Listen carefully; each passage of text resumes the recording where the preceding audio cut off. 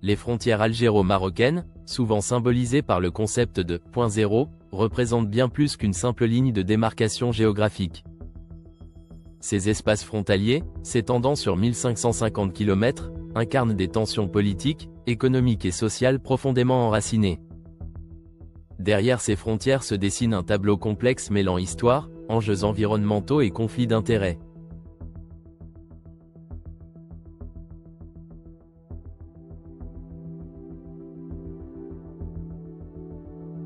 Ces défis, ignorés par beaucoup, nécessitent aujourd'hui une attention particulière et une gestion collective.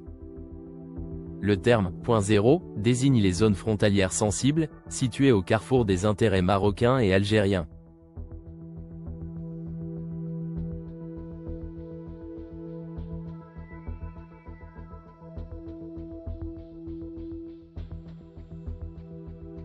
Ces espaces ne sont pas de simples démarcations politiques, mais des témoins d'une histoire commune et parfois douloureuse.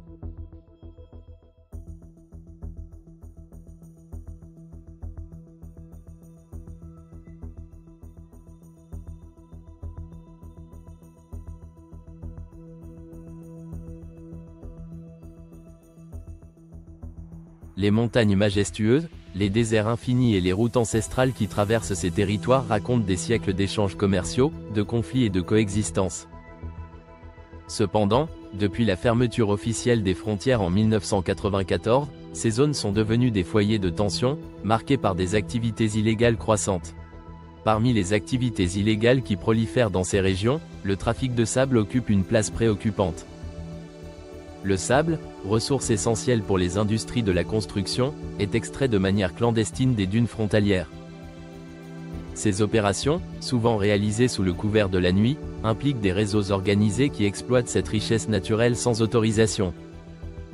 Les quantités extraites chaque année sont alarmantes, causant des dommages irréversibles à l'environnement. Sur le plan environnemental, le déplacement massif de sable perturbe les écosystèmes locaux, modifie les paysages et contribue à l'érosion.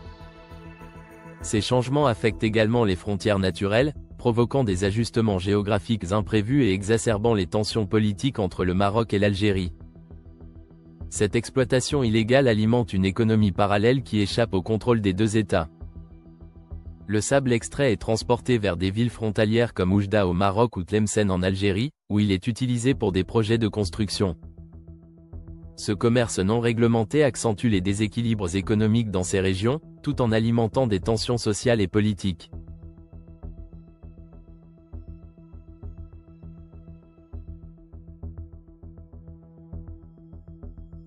Plus grave encore, les modifications géographiques dues à l'extraction incontrôlée de sable peuvent engendrer des conflits territoriaux. La redéfinition involontaire des frontières, causée par l'érosion et le déplacement des dunes, peut entraîner des revendications conflictuelles entre les deux pays, amplifiant les tensions déjà existantes. Face à ces défis, des mesures concrètes et coordonnées s'imposent. Les experts recommandent plusieurs axes d'action pour endiguer ce fléau.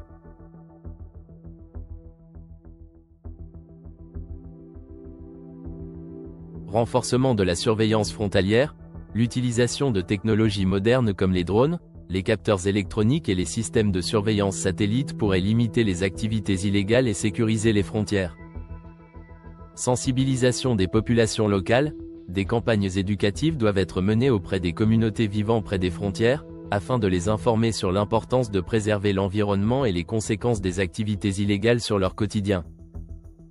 Coopération régionale, malgré les tensions politiques, une collaboration entre le Maroc et l'Algérie est essentielle.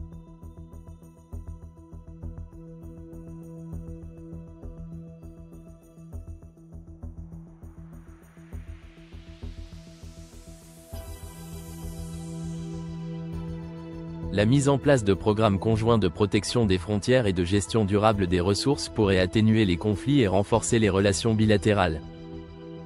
Les autorités doivent adopter des mesures dissuasives contre les réseaux impliqués dans le trafic de sable, incluant des amendes élevées et des poursuites judiciaires strictes.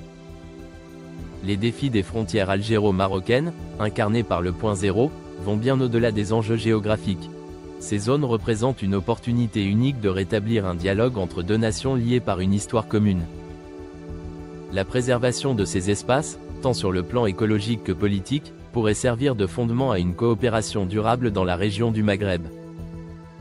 Il est impératif d'agir collectivement pour transformer ces frontières en ponts d'échange plutôt qu'en lignes de fracture.